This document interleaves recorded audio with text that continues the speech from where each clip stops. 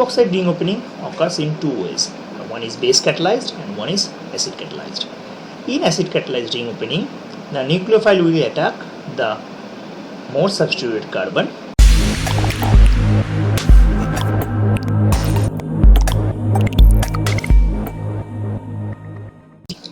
Hello everyone, welcome back to another class, and today's topic is oxygen containing organic compounds, part 1. Obviously we divided this class into two parts. Now we have to remember that these organic compounds having oxygen in them is of very much of importance. Alcohols, ethers, epoxides, carboxylic acids, aldehyde ketones, and all the carboxylic acid derivatives falls under this category. So this is a huge category and a variety of question is available from this part. So without wasting any time, let's start. Now this question, this is a very basic question. It has been asked that which of this following compound will react with HBr at a faster rate. Now we all know that HBr will react in a substitution nucleophilic reaction. It can either be SN1 or it can either be in SN2. Now bromine is not much of a good nucleophile, so it will prefer to go on SN1 pathway rather than SN2 pathway. So among these the four compounds, this one and this one has 2-degree carbocation. This all will form a 2-degree carbocation if OH minus is eliminated. But in this case, if OH minus is eliminated like this, then this carbocation that will be formed here will be a 3-degree, and hence this will be much stable, and this will form the most stable intermediate. So among all the four alternatives, we will react with HBr at a faster rate due to the formation of the most stable carbocation, that is a 3-degree carbocation. Okay, this is a very basic and simple reaction. So let's come to the next question now. We have already discussed ring expansion, and this reaction is an example of ring expansion also. So generally what we do, we generally react this H plus with either this O or this OH, but in this case there is a resonance, this kind of a resonance available or possible. This is oxygen and there is the double bond. This kind of resonance is possible, and due to this kind of resonance, this carbon is basic, so this carbon will attract the H plus. So if we attack or if we add H plus to that carbon like this,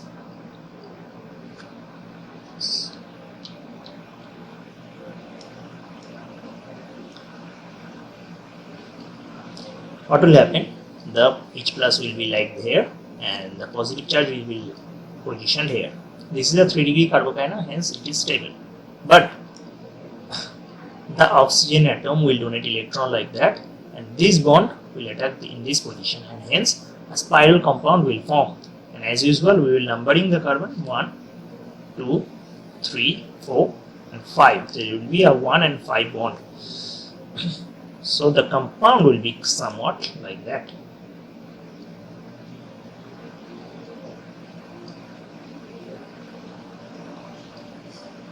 One, two, three, four, 5. Okay, and there is a 2. The oxygen will be in this position. Okay, so this will be the compound that we are looking for.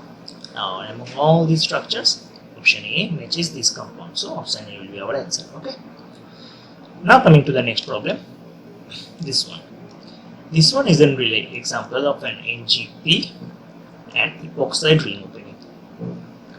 Now in epoxide ring openings, if this is epoxide, now this position is more hindered and this position is less hindered.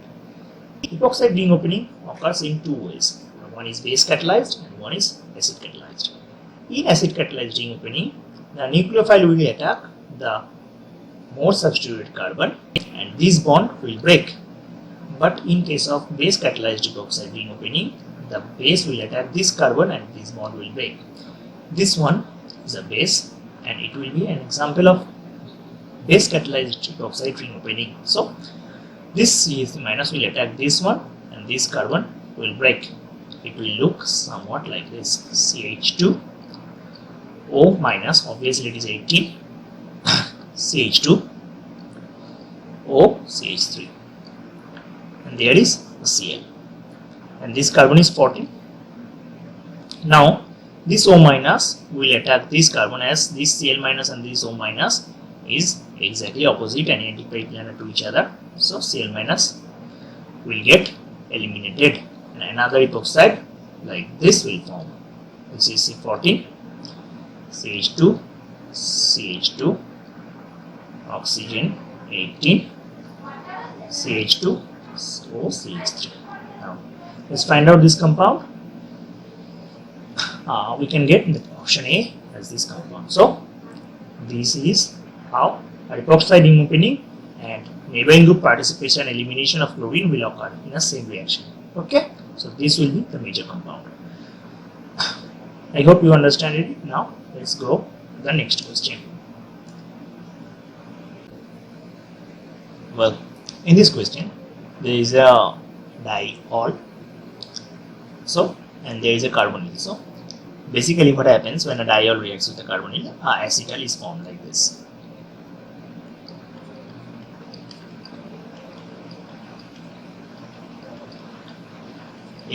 Oxygen and hydrogen, that means one H2 is removed and this compound is formed, and this can easily be revert back to the previous compound using just H plus or dilute acid to form the carbonyl once again.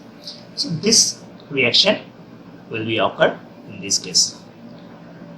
So what will happen? This carbonyl will form acetal, and acetal formation occurs to protect the carbonyl from certain reagents, and hence the first product, that is product A, will be like this, and CH, CH3, C double O, ET. Now on lithium aluminum hydride, generally the carbonyls also get reduced to alcohols, but in this case, as the carbonyl is protected, it will not react with lithium aluminum hydride. Only the ester group will react and it will form a alcohol. So the product will be CH2OH. Now as H3O plus is given, this will revert back to the corresponding aldehyde or ketones. So this will be once again the ketone, and it will be CH, CH3, CH2, OH. So this is option B, and option B will be the answer. This is how acetal and hemiacetal reaction occurs. Okay, very simple reaction but very important also. And now next problem. This is a ether reaction, and there is only one reaction that ether take parts generally, and this is the reaction with HI. What happens in cold and dilute cold condition reaction with HI?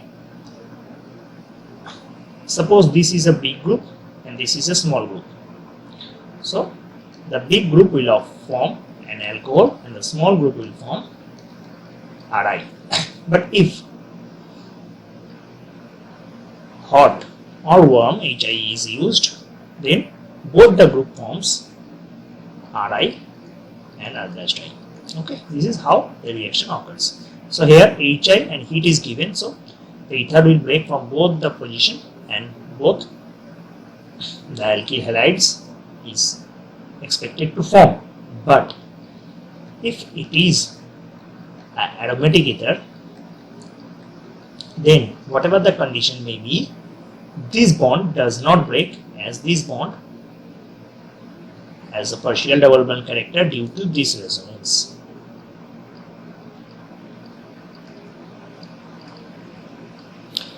Due to this resonance, this bond has a partial double bond character and hence this bond does not break. So, if aromatic ether is present, the aromatic part will always form phenol and the adiabatic part will form the alkyl or alkyl iodide. Okay, so in this case, we can clearly see that this is an aromatic ether part.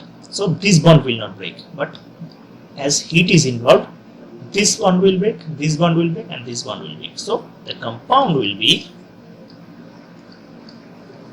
OH I. Okay, there will be another CH3I and CH3CH2I. But these are not given as an option. So we will focus on this compound and we can find that D is this compound. So this will be the product. So always remember, this aromatic ether bond never cleavages. Do not break this bond. So these are our 5 questions, but we have included an extra question for today's session and let's talk about this. What happens? There is an HNO3 reaction with cyclohexanol, then it is treated with calcium hydroxide and the product B is formed. So when cyclopentanone or cyclohexanone or cyclic ketone is treated with HNO3, one of the CC bond breaks and both the side forms a carboxylic acid. So in the first state reaction, during the reaction with HNO3, this bond will break and 2 compound like this will form.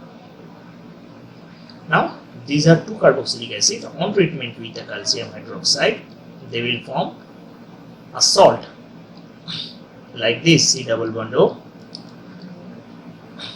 O minus and C double O minus, these 2 are calcium, as calcium is a divalent metal.